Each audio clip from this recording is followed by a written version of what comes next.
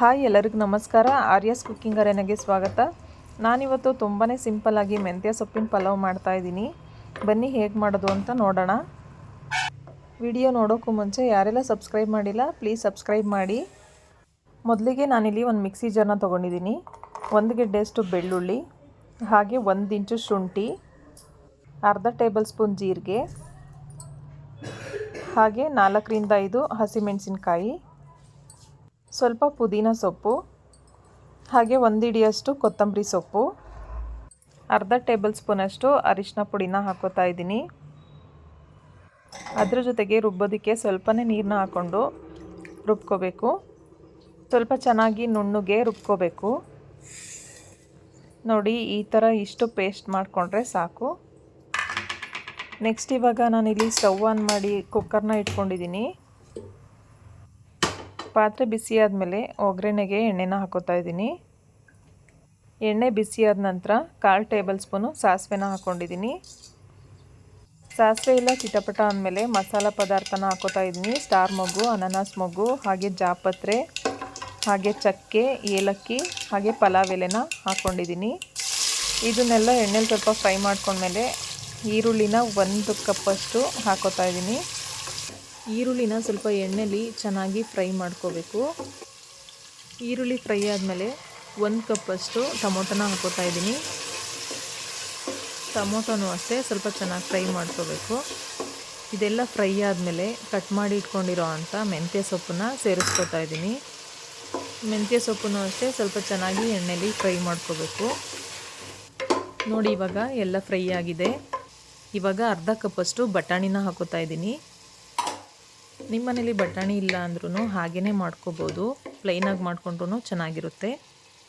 ಇವಾಗ ಆಗಲೇ ರುಬ್ಬಿಟ್ಕೊಂಡಿದ್ನಲ್ಲ ಮಸಾಲ, ಅದನ್ನು ಕೂಡ ಹಾಕ್ತಾಯಿದ್ದೀನಿ. ನೋಡಿ, ಇವಾಗ ಚೆನ್ನಾಗಿ ಈ ಥರ ಮಿಕ್ಸ್ ಮಾಡ್ಕೋಬೇಕು. ಮಸಾಲ ಎಲ್ಲ ಚೆನ್ನಾಗಿ ಹಿಡಿಬೇಕು.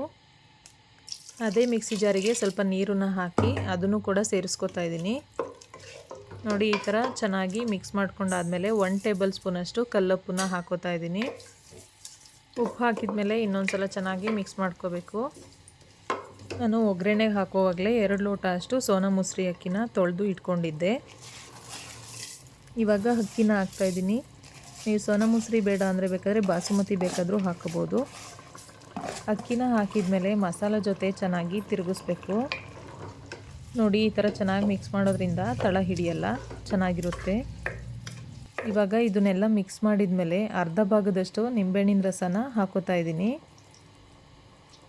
ನಿಂಬೆಹಣ್ಣಿನ ರಸ ಹಾಕೋದ್ರಿಂದ ಟೇಸ್ಟು ಕೂಡ ಚೆನ್ನಾಗಿರುತ್ತೆ, ಹಾಗೆಯೇ ರೈಸು ಕೂಡ ಉದ್ರುದ್ರಾಗಿ ಚೆನ್ನಾಗಿ ಬರುತ್ತೆ. ನೋಡಿ, ಇವಾಗ ಇದನ್ನೆಲ್ಲ ಚೆನ್ನಾಗಿ ಮಿಕ್ಸ್ ಮಾಡಿ ನಾನು 3 ಲೋಟ ಅಷ್ಟು ನೀರನ್ನ ಹಾಕೋತಾ ಇದ್ದೀನಿ. 2 ಲೋಟ ಅಕ್ಕಿಗೆ ನಾನು 3 ರಿಂದ 3.5 ಲೋಟ ಅಷ್ಟು ನಾನು ನೀರನ್ನ ಸೇರಿಸ್ಕೋತಾ ಇದ್ದೀನಿ. ನೀರನ್ನ ಸೇರಿಸೋದು ಕೂಡ ಅಕ್ಕಿ ಮೇಲೆ ಡಿಪೆಂಡು. ನಾನಿಲ್ಲಿ ಸೋನಾ ಮಸೂರಿ ಅಕ್ಕಿ ಆಗಿರೋದ್ರಿಂದ 3.5 ಲೋಟ ಹಾಕಿದ್ದೀನಿ. ಇವಾಗ 1 ಟೇಬಲ್ ಸ್ಪೂನು ಕಲ್ಲುಪ್ಪು ಹಾಗೆ ತುಪ್ಪನ ಹಾಕ್ಕೊಂಡಿದ್ದೀನಿ. ನಾನು ಆಗಲೇ ಉಪ್ಪು ಹಾಕಿದ್ದೆ. ಉಪ್ಪನ್ನು ನೋಡಿಕೊಂಡು ರುಚಿಗೆ ತಕ್ಕಷ್ಟು ಹಾಕಿ ಇವಾಗ ಇದೆಲ್ಲನೂ ಹಾಕಿದ ಮೇಲೆ ಚೆನ್ನಾಗಿ ಮಿಕ್ಸ್ ಮಾಡ್ಕೋಬೇಕು. ನೋಡಿ, ಮಿಕ್ಸ್ ಆದಮೇಲೆ ಕುಕ್ಕರ್ ಲಿಡ್ನ ಕ್ಲೋಸ್ ಮಾಡಿ 2 ವಿಷಲ್ನ ಹಾಕಿಸ್ಕೋತಾ ಇದ್ದೀನಿ.